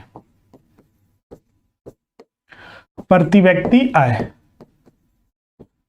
पर कैपिटल इनकम। एक है निजी आय, निजी आय, और एक है व्यय योग्य आय, व्यय योग्य आय। प्रति व्यक्ति आय सीधा सा निकाला जाता है। प्रति व्यक्ति आय मतलब एक व्यक्ति का आय हमें चाहिए। तो अगर हमें देश का आय पता है, देश का आय पता है क्या है, हमारे देश का आय क्या हो, नेशनल इनकम है, तो उसको अगर हम डिवाइड कर देंगे देश की कुल जनसंख्या से तो हमें प्रति व्यक्ति आय मिल जाएगा। कुछ नहीं करना है, देश का कुल आय को डिवाइड कर दीजिए देश की कुल जनसंख्या से, तो हमें प्रति व्यक्ति आय प्राप्त हो जाएगा, पर कैपिटल इनकम। और अभी वर्तमान में गोवा राज्य का प्रति व्यक्ति आय सबसे ज्यादा है वर्तमान रिपोर्ट के आधार पर, इकोनॉमिक सर्वे के आधार पर। निजी आय क्या होती है? निजी आय बोला जाता है एक व्यक्ति का जितने भी सोर्सेस से जो आय प्राप्त होता है, जैसे कि एक व्यक्ति अपना बिजनेस भी चला रहा है, एक व्यक्ति अपना सैलरी पर्सन भी है, जॉब कर रहा है, प्राइवेट या गवर्नमेंट जॉब वगैरह, अपने घर में मकान है तो वो रेंट पर लगा दिया है, उसके पास कुछ जमीन जायदाद वगैरह है या फिर कहीं पर गोल्ड वगैरह तो उसको बेच दिया तो वहां से प्राप्त हो सकता है। मतलब कि निजी आय का सीधा सा मतलब कि जो व्यक्तिगत आय है, विभिन्न स्रोतों से होने वाला व्यक्तिगत आय, व्यक्तिगत आय, पर्सनल इनकम, उसी को निजी आय, पर्सनल इनकम उसी को कहते हैं। वह योग्य आय इज इक्वल टू होता है, अगर मतलब ये पर्सनल इनकम है को यहां पर पीआई लिखते हैं, तो जितना भी निजी आय है, निजी आय को माइनस कर देते हैं डायरेक्ट टैक्स से। डायरेक्ट टैक्स हिंदी में इसको बोलते हैं प्रत्यक्ष कर। ये कर क्या होता है आगे हम लोग बताएंगे भी। कर का सीधा सा मतलब कि एक सीधा सा यहां पर डिफिनेशन ध्यान रखिए कि कर जो सरकार के द्वारा एक लेवी या चार्ज किया जाता है देश की जनता से, उसी को कर कहा जाता है। और प्रत्यक्ष कर क्या होता है, सीधा सा जो गवर्नमेंट डायरेक्ट किसी करदाता से डायरेक्ट सीधे रिसीव करती है, उसी को प्रत्यक्ष कर कहा जाता है। जैसे कि इनकम टैक्स, आयकर एक प्रत्यक्ष कर है। तो यहां पर देखिए क्या लिखा हुआ है, व्यय योग्य आय, मतलब कि जितना आपका आय हुआ उसमें से कितना आप खर्च कर सकते हैं। मान लीजिए आपका एक महीने का आय 1 लाख रुपया है, तो क्या 1 लाख रुपया हम खर्च कर सकते हैं? हाँ, चोरी करते हैं, टैक्स चोरी वगैरह करते हैं, तब अलग बात है कि आपका 1 लाख रुपया इनकम हुआ, 1 लाख रुपया आप अपने पर्सनल के लिए खर्च कर दिए। लेकिन अर्थव्यवस्था इन बातों को नहीं मानता है कि आप भ्रष्टाचार में लिप्त हैं या फिर ब्लैक मनी रखते हैं, उन चीजों को नहीं मानता है। इसमें सीधा सा हो जाएगा कि जितना भी मेरा अपना पर्सनल इनकम जो विभिन्न स्रोतों से प्राप्त हुआ, उसमें से हम टैक्स देंगे, टैक्स देने के बाद जो बचेगा वही तो हम खर्च कर सकते हैं, चाहे किसी भी रूप में आप खर्च कर सकते हैं। टैक्स देने के बाद विभिन्न स्रोतों से जो हमें इनकम प्राप्त हुआ, उसमें से टैक्स देने के बाद जो बचेगा वही कहलाता है व्यय योग्य आय। क्लियर है? तो ये 3 और कंपोनेंट था जिसको आपको ध्यान में रखना है। अब इसमें अगला जो हम लोग डिस्कस करेंगे वह है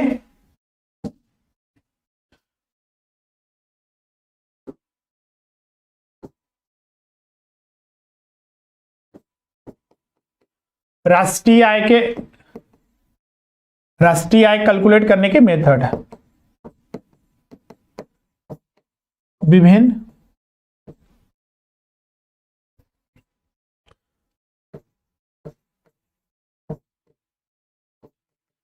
राष्ट्रीय आय प्राप्त करने के विभिन्न विधियां। राष्ट्रीय आय कैसे कैलकुलेट किया जाता है, तो 3 विधियों के बारे में हमें यहां पता चलता है। पहला जो विधि है आय विधि,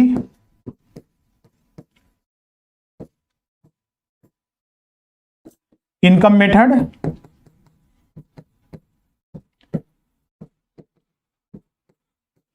दूसरा है वो व्यय विधि, एक्सपेंडिचर मेथड,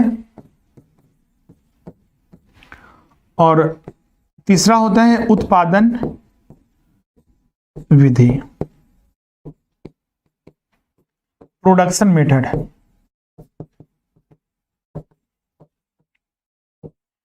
विनिधियों में जानने से पहले सबसे पहले तो यह समझना होगा कि अगर किसी देश का राष्ट्रीय आय कैलकुलेट किया जाता है,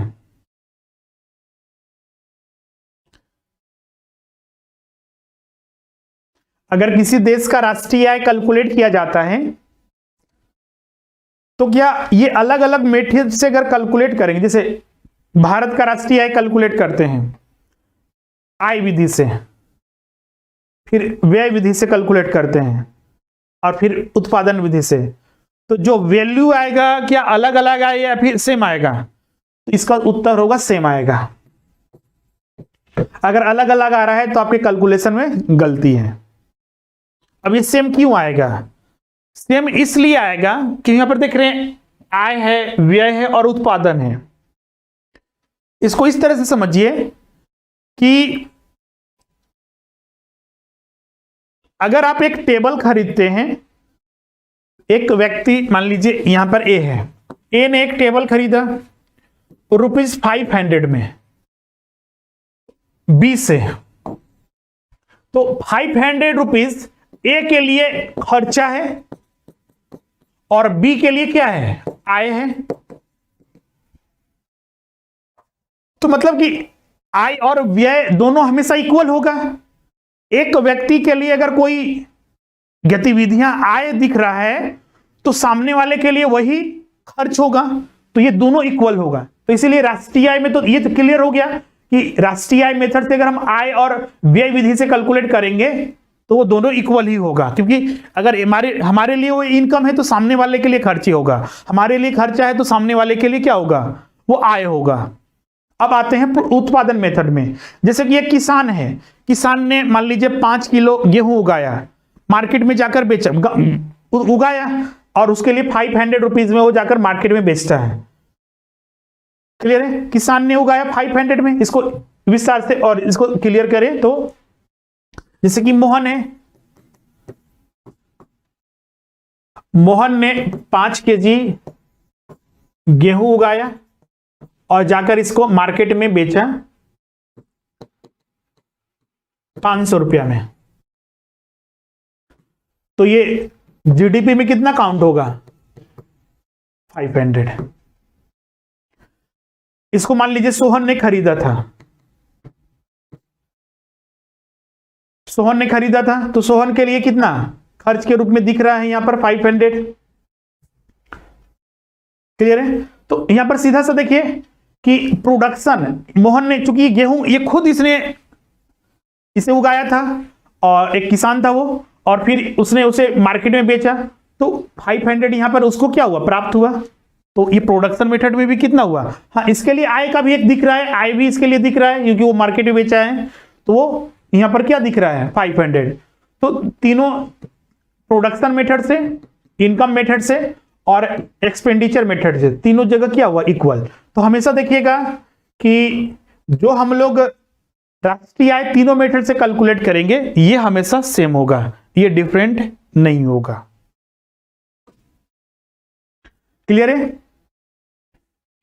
अब यहां पर जो राष्ट्रीय आय में किस तरह से क्या क्या हम लोग, जैसे आय विधि, सबसे अगर एग्जाम में पूछता है कभी कभी कि राष्ट्रीय आय कैलकुलेट करने का सबसे बेहतर मेथड क्या है, तो वह होता है उत्पादन विधि, क्योंकि इसमें हर एक स्टेज के बारे में पता चलता है। जैसे कि यहां पर एक ये इसी एग्जांपल को हम कंटिन्यू करते हैं, तो मोहन ने इसको, सोहन को 500 में ये बेचा, इस गेहूं को एक मिल वाला ने खरीदा, मिल वाला इसका आटा बनाकर मार्केट में 700 में बेचा, और आप बताते जाइएगा कि यहां पर जीडीपी में कितना काउंट होगा। मिल वाला ने इसको मार्केट में 700 रुपया में बेचा, इसको खरीदा बेकरी वाला,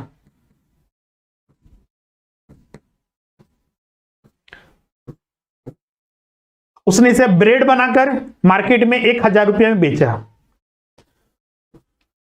अब यहां पर टोटल ऐड कर दीजिएगा, इसे कितना हुआ, 8 5 13 और 1000 इधर 2300 रुपया। अब आपको यहां पर बताना है जीडीपी में कितना काउंट होगा, जीडीपी में कितना काउंट होगा, कमेंट करके बताइए।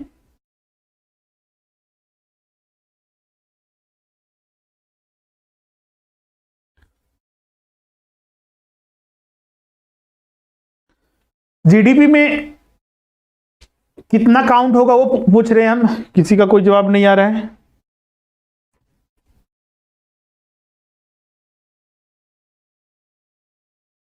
ओके,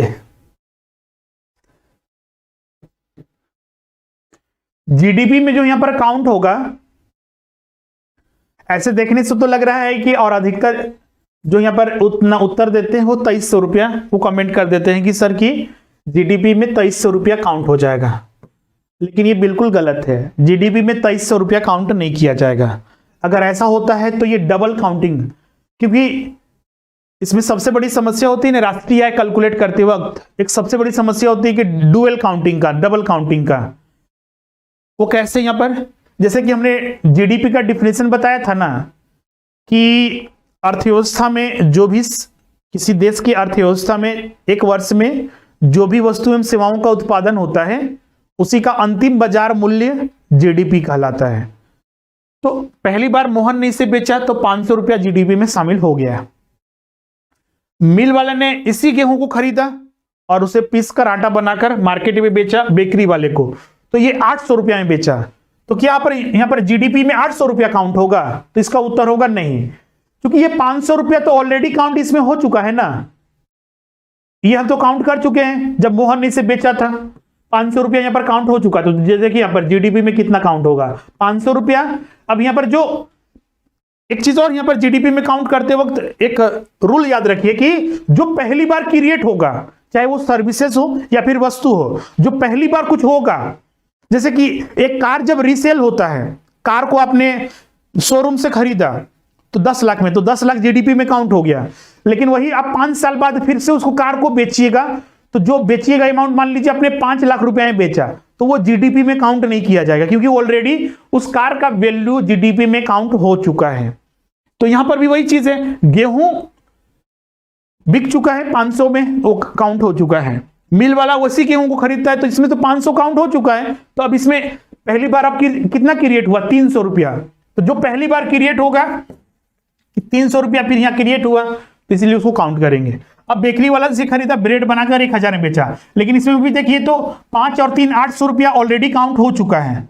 तो अब इसमें जो पहली बार क्रिएट हुआ वो 200 रुपया हुआ है। तो अब यहां पर देखिए 5 और 5 10, 1000 रुपया जीडीपी में टोटल काउंट होगा। क्लियर है? 1000 रुपया जीडीपी में काउंट किया जाएगा टोटल। 2300 करेंगे तो ये बिल्कुल गलत हो जाएगा। इसीलिए अभी हम बता रहे थे ना कि इन तीनों मेथड में सबसे बेहतर जो तरीका होता है वो उत्पादन मेथड होता है, क्योंकि इसमें हर एक स्टेज से हमें पता चलता है, और इसमें डबल काउंटिंग करने की, जैसे कि यहां पर अगर इनकम के आधार पर देखेंगे तो इसको सारे को काउंट करते जाएंगे और 2300 दिखेगा इनकम और खर्च के आधार पर, लेकिन वास्तव में जीडीपी में तो 1000 काउंट होगा। इसलिए उत्पादन मेथड को सबसे बेस्ट मेथड माना जाता है, और दुनिया के अधिकतर देश इसी मेथड का उपयोग करते हैं काउंटिंग करने के लिए। एक और एग्जांपल इसको लीजिए, जैसे कि अभी हमने बताया एक कार आपने खरीदा, जीडीपी पे काउंटिंग करने का एक सिस्टम रखिए कि आप अगर मान लीजिए एग्जाम में पूछा जाए कि ये काउंट होगा या पर नहीं। तो एक और एग्जांपल लेते हैं, जैसे कि मोहन ने एक कार लिया 2015 में 10 लाख रुपया में, 2020 में इस कार को वो सेल करना चाहता है।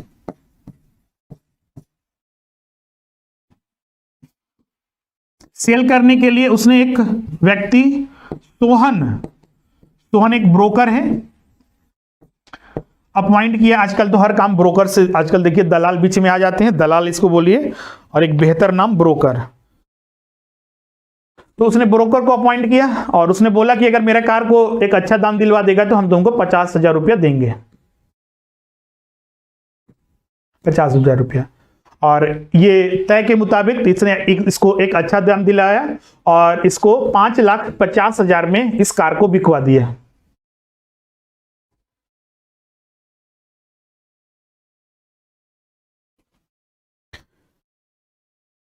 $5,50,000 में बिकवा दिया।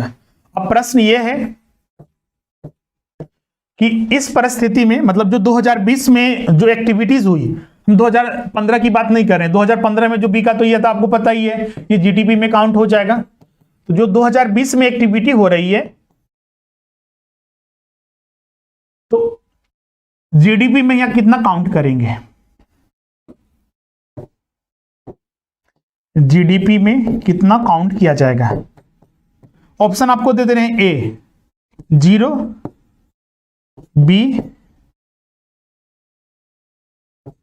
5,50,000, सी 6 लाख, और डी है 50,000। अपना उत्तर कमेंट कीजिए। अगर नहीं समझ में आ रहा है फिर से पूछिए, उसको हम बताएंगे। गलत हो सही उत्तर हो, आपको तो 4 ऑप्शन में एक उत्तर तो देना ही है। निगेटिव मार्किंग तो नहीं है कि एग्जाम में निगेटिव मार्किंग नहीं है कि आपको समस्या होगी, एक उत्तर तो देके ही आइएगा। तो अपना उत्तर कमेंट कीजिए जो भी आपको लगता है। अगर डाउट है तो पिछले को पूछिए उसको।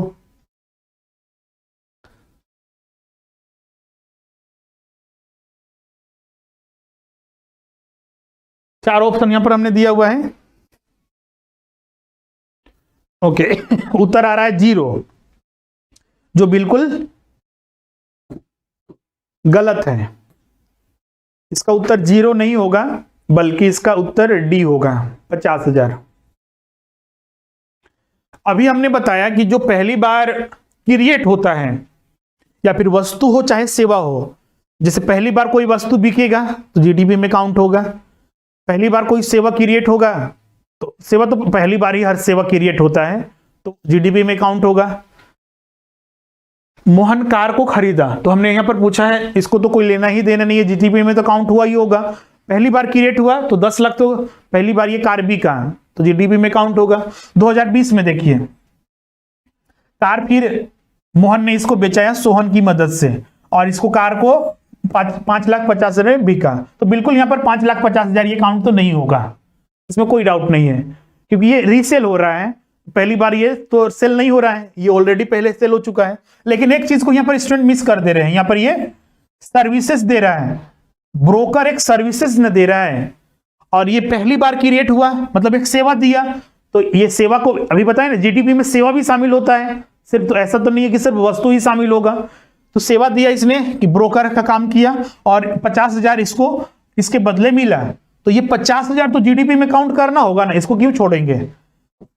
50,000 ये जीडीपी में काउंट किया जाएगा, इसको छोड़ना नहीं है, तो इसलिए राइट आंसर इसका यहां पर डी होगा।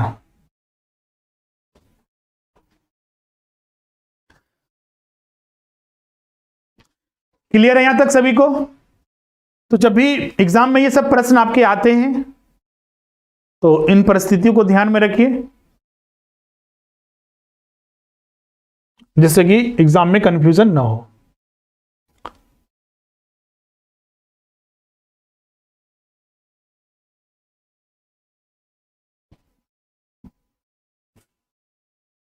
अब ये तीनों मेथड था, इसमें देखिए उत्पादन विधि, तो उत्पादन विधि में जितने भी वस्तु एवं सेवाओं का उत्पादन हुआ पूरे वर्ष भर में, उन सबको ऐड कर दीजिए, उत्पादन विधि से नेशनल इनकम मिल जाएगा। लेकिन ध्यान रखिएगा इसमें अंतिम वस्तु एवं सेवाओं का जो बाजार मूल्य या मौद्रिक मूल्य या प्रचलित मूल्य या चालू मूल्य है, उसी को शामिल करके निकालते हैं। वो आय विधि में, आय विधि पूरे देश का आय को शामिल कर दीजिए। आय कहां कहां होते हैं? तो आय मजदूरी के रूप में, एक मजदूरी के रूप में हम लोग आय देते हैं, उसको शामिल कर दीजिए। लगान जो टैक्स वगैरह बैंक में अगर डिपॉजिट करके रखें तो वहां से ब्याज प्राप्त होता है, और कोई कंपनी वगैरह चला रहे हैं तो वहां से लाभ प्राप्त होता है। तो इसी तरह के पूरे देश भर में आय होते हैं। आय और क्या दिखता है? यही आय होता है, मजदूरी, लगान प्लस ब्याज प्लस लाभ। तो इन सबको जोड़ दीजिए तो हमें आय विधि से राष्ट्रीय आय प्राप्त हो जाएगा। व्यय विधि, पूरे देश का खर्च जोड़ दीजिए। खर्च क्या होता है? जैसे कि हम अपने उपभोग के लिए जितना खर्चा करते हैं वो, और सरकार हम पर जो खर्चा करती है वो, क्योंकि गवर्नमेंट एक्सपेंडिचर भी आता है। जैसे कि हम लोग लिखते हैं C+I + G + X - M, ये राष्ट्रीय आय कैलकुलेट करने का एक मेथड है। जीडीपी भी यहां पर लिख सकते हैं सीधा सा। C क्या होगा? कंजम्पशन। I क्या हो गया? जैसे कि हमने जितना उपभोग किया उसमें से कुछ बचत करके रखेंगे, इन्वेस्टमेंट करके रखेंगे, कुल खर्चे के आधार पर। व्यय विधि से हम लोग को राष्ट्रीय आय कैलकुलेट करना है, तो व्यय कहां कहां होगा? अपनी कंजम्पशन, उपभोग के लिए। अब हर व्यक्ति तो सारा खा ही नहीं जाएगा, कुछ उसमें से इन्वेस्ट करके रखेगा, तो इन्वेस्टमेंट को भी शामिल करना होगा, क्योंकि इन्वेस्टमेंट खर्चे भी हुए हैं। और अब गवर्नमेंट एक्सपेंडिचर यहां पर क्यों आ गया? क्योंकि हम अपने लिए अपने ऊपर खर्चा तो करते ही है, सरकार भी हम पर खर्चा करती है। क्योंकि देखिएगा भारत में बहुत सारे वेलफेयर प्रोग्राम चलते हैं, 2 रुपए किलो, 1 रुपए किलो फ्री में चावल, अनाज, या फिर फ्री में बिजली, पानी सब मिल रहा है। तो क्या फ्री में क्या मतलब क्या बिल्कुल फ्री है? कहीं कुछ खर्चा नहीं हो रहा है, बिल्कुल खर्चा हो रहा है। और खर्चा उस पर कौन करती है? गवर्नमेंट करती है। इसलिए गवर्नमेंट एक्सपेंडिचर यहां पर शामिल करेंगे, और इसमें प्लस X - M कर दिए। अगर इंपोर्ट माइनस एक्सपोर्ट, अगर हमको चूंकि नेशनल इनकम, रियल इनकम निकालना है हमको, तो इसने हमने शामिल कर दिया। तो राष्ट्रीय आय व्यय विधि से कैलकुलेट करने के लिए जितना उपभोग हुआ, जितना निवेश हुआ, सरकारी खर्चे और शुद्ध निर्यात, इन सबको जोड़ दीजिए तो हमें मिल जाएगा व्यय विधि से राष्ट्रीय आय।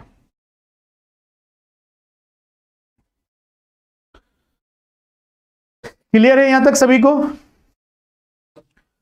अब इसमें राष्ट्रीय आय क्यों निकाला जाता है, अध्ययन क्यों किया जाता है? तो राष्ट्रीय आय कैलकुलेट करने के बहुत सारे कारण हैं। राष्ट्रीय आय कैलकुलेट करने से पता चलता है कि हमारे देश की प्रगति क्या है, हमारे देश का प्रति व्यक्ति आय क्या है, उसको विश्लेषण करने में हमारे देश में पिछले 10 सालों में क्या अंतर हुआ। 10 साल पहले हमारे देश का राष्ट्रीय आय प्रति व्यक्ति आय कितना था, आज के डेट में प्रति व्यक्ति आय कितना है, तो दोनों कंपेयर करने से क्या वो इंक्रीज कर रहा है या डिक्रीज कर रहा है तो वो पता चलता है।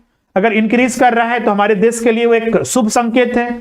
जैसे कि मान लीजिए हमारे देश का जीडीपी इंक्रीज कर रहा है, एक इस तरह से इंक्रीज कर रहा है, तो ये डाउनवर्ड है, ये अपवर्ड है, तो ये मतलब हमारे देश का जीडीपी तेजी से इंक्रीज कर रहा है, ये धीरे धीरे इंक्रीज कर रहा है, ये तो बहुत ही धीमी गति से इंक्रीज कर रहा है, ये तो और धीमी गति से इंक्रीज कर रहा है। हो सकता है कि ये डिक्रीज भी कभी करे, कभी इंक्रीज किया, कभी डिक्रीज किया, कभी इंक्रीज किया। तो ये हमें किस तरह से पता चलेगा? राष्ट्रीय आय कैलकुलेट करेंगे विभिन्न वर्षों का, तभी पता चल पाएगा। एक और कारण से राष्ट्रीय आय कैलकुलेट करते हैं अपने देश में, तो विभिन्न वर्षों के पता करने के लिए, दूसरे देशों से भी कंपेयर करने के लिए। अब हमारे देश में जनसंख्या है 130 करोड़ से ज्यादा पहुंच चुकी है, अगर अभी जनगणना होगी तो पता चलेगा 130-135 करोड़ पहुंच चुका है। हम दूसरे देशों से कंपेयर करते हैं, अमेरिका की जनसंख्या 30 करोड़ है, 30-32 करोड़, तो दोनों में कोई कंपेयर का नहीं है। हमारे देश की जनसंख्या अमेरिका की जनसंख्या के 100 करोड़ ज्यादा है, तो दोनों में कंपेयर हम प्रति व्यक्ति आय के आधार पर कर सकते हैं कि वहां की देश की प्रति व्यक्ति आय और हमारे देश की प्रति व्यक्ति आय कितनी है। और ये हम लोग किस आधार पर करते हैं? राष्ट्रीय आय कैलकुलेट करेंगे, इसी आधार पर कर सकते हैं। तो विभिन्न देशों के साथ कंपेयर करने के लिए हमारे देश की क्या स्थिति है आर्थिक, वो हम लोग कंपेयर करने के लिए राष्ट्रीय आय कैलकुलेट करते हैं। विश्लेषण करने के लिए क्षेत्रीय विकास वेलफेयर प्रोग्राम हमें चलाना है, किन क्षेत्रों में किन वर्गों को कितना लाभ देना है। इसके अलावा प्राथमिक क्षेत्र हो गया, माध्यमिक क्षेत्र हो गया, और तीसरे क्षेत्र का विश्लेषण करने के लिए और आर्थिक जो नीति निर्धारण करने के लिए भी कि हमें किन सेक्टर पर ज्यादा फोकस करना है। अगर हमारे देश में राष्ट्रीय आय जो रोजगार मिल रहा है वो कृषि क्षेत्र में ज्यादा मिल रहा है, तो अगर हम कृषि क्षेत्र में लोगों को रोजगार नहीं मिल रहा है बल्कि वहां पर आय का साधन कम है, बस जीविकोपार्जन के लिए लगे हुए हैं, तो वहां से लोगों को हटाकर हम दूसरे सेक्टर में या फिर तीसरे सेक्टर में मूव करेंगे तो हमें देश की आय को और इंक्रीज कर सकते हैं। तो इसके विश्लेषण के लिए हमें राष्ट्रीय आय कैलकुलेट करना या फिर अध्ययन करना अनिवार्य जरूरी होता है। क्लियर है? अब भारत में बात करते हैं कि राष्ट्रीय आय कब कब अनुमान लगाया गया था। अभी जैसा कि हमने बताया कि भारत में अभी राष्ट्रीय आय सीएसओ के द्वारा, एक चीज यहां पर और ध्यान रखिएगा, सीएसओ और एक है NSSO, national sample survey organisation. Bharat में राष्ट्रीय आय का गणना सीएसओ के द्वारा अभी भी किया जाता है, अभी भी रिपोर्ट जो आता है इसी के आधार पर। और एनएसएसओ जो है भारत में जो बेरोजगारी के आंकड़े वगैरह जारी करता है। 2019 में भारत सरकार ने इन दोनों को मर्ज कर दिया और मर्ज करके एक नया संगठन बनाया जिसका नाम है एनएसओ, नेशनल स्टैटिस्टिकल ऑफिस। लेकिन अभी भी जो आंकड़े, हो सकता है कि बीच में कोरोना वगैरह आ गया तो अभी इसके तहत आंकड़े जारी नहीं होते हैं, अभी सीएसओ के नाम पर ही आंकड़े जारी होते हैं। और सीएसओ भारत सरकार के जो एक मंत्रालय है, सांख्यिकी केंद्रीय सांख्यिकी वगैरह के नाम के से है, वो सांख्यिकी कार्यान्वयन मंत्रालय, उन्हीं के तहत ये काम करता है सीएसओ। भारत में पहली बार जो राष्ट्रीय आय की गणना की गई थी 1899 में विलियम डिगबोई के द्वारा, ब्रिटिश काल में है। फिर 1911 में, 1922 में फिंडले सिराज ने, 1921 में शाह एम खम्बाटा ने राष्ट्रीय आय का अनुमान लगाया था। लेकिन ये वैज्ञानिक पद्धति पर नहीं था, पूरे विस्तार से राष्ट्रीय आय का अध्ययन नहीं किया गया था। सर्वप्रथम वैज्ञानिक पद्धति के आधार पर प्रोफेसर BKRB राव ने 1925 में और 1931 में राष्ट्रीय आय की गणना की थी।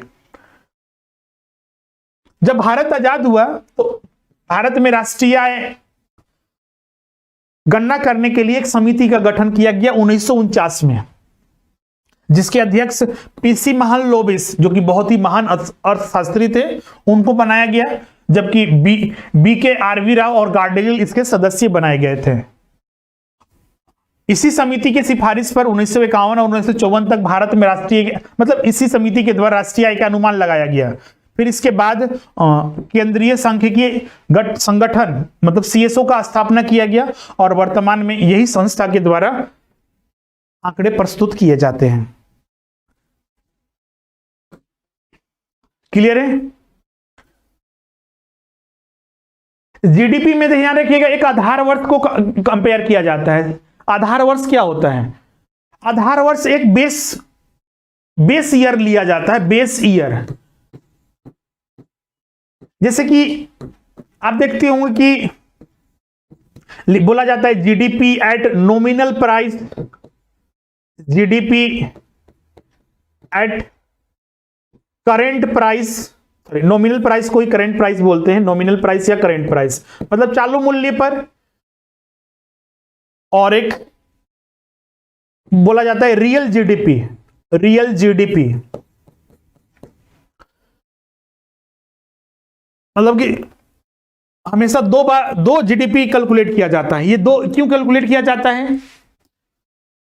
एक्चुअली आज से 10 साल पहले या फिर 20 साल पहले भारत में उस समय मौद्रिक जो वैल्यूज था या फिर जो करेंसी का वैल्यूज था या इन्फ्लेशन था, उसकी क्या स्थिति थी और आज की डेट में क्या स्थिति है। जैसे कि आज देखिएगा, आज की डेट में 10 लाख रुपया पहले के 1 लाख रुपया के बराबर भी नहीं है, क्योंकि 1 लाख रुपया में जितना पहले सामान हम खरीद सकते थे, आज हम 5 लाख 10 लाख खर्चा करके भी उतना सामान नहीं खरीद सकते हैं। तो हमारे देश में महंगाई, इन्फ्लेशन मतलब सीधा सा बढ़ रही है कि ज्यादा खर्चे करने पर भी हम उतना सामान नहीं खरीद पा रहे हैं जितना पहले हम लोग कम खर्च करके भी खरीद सकते थे। जैसे कि हम एग्जांपल लेते हैं, 2015 में 2 केजी हम लोग चीनी खरीद लेते थे, मान लीजिए 40 रुपया में। आज यही 2 केजी चीनी खरीदने के लिए हम लोग को 80 रुपया देना पड़ रहा है। तो मतलब कि क्या हुआ, यहां पर इन्फ्लेशन बढ़ रहा है। हमारे इन्फ्लेशन क्या होती है? जब वस्तु के दाम बढ़े और करेंसी का, इंडियन करेंसी का वैल्यू घट जाए।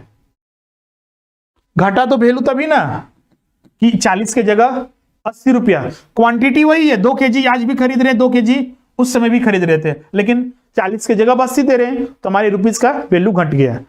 तो ये जो है ना, ये रियल जीडीपी को बताता है। तो इसीलिए एक बेस ईयर रखा जाता है कि उससे कंपेयर करने के लिए कि आज की तुलना में, जैसे कि ये नॉमिनल प्राइस इसको या फिर करंट प्राइस इसको कहा जाता है जीडीपी पर, और एक रियल जीडीपी होता है। रियल जीडीपी बेस ईयर के आधार पर निकाला जाता है, और अभी बेस ईयर जो रखा गया है वो 11-12 है। एग्जाम में पूछा जाता है कि वर्तमान में बेस ईयर कितना है, बहुत बार पूछा गया है और बहुत सारे परीक्षाओं में आपके भी एग्जाम में आ सकता है। तो बेस ईयर अभी वर्तमान में नोट कर लीजिएगा 11-12 है। यहां पर लिखा हुआ है कि वर्तमान में 2011-12 को आधार वर्ष के रूप में प्रयोग कर रहा है सीएसए, और उसी के आधार पर सीएसओ राष्ट्रीय आय कैलकुलेट करता है। क्लियर है?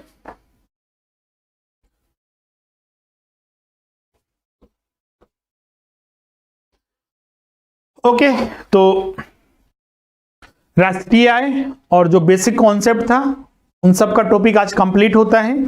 अब इसके आगे हम लोग अगले क्लास में मिलते हैं, जिसमें कि अगले क्लास में जो हम लोग भारतीय अर्थव्यवस्था के पिछड़ेपन के कारण और जो अन्य महत्वपूर्ण टॉपिक हैं उन पर चर्चा करेंगे। आज के सेशन में किन्हीं को कोई डाउट है, कुछ पूछना चाहते हैं, आप पूछ सकते हैं।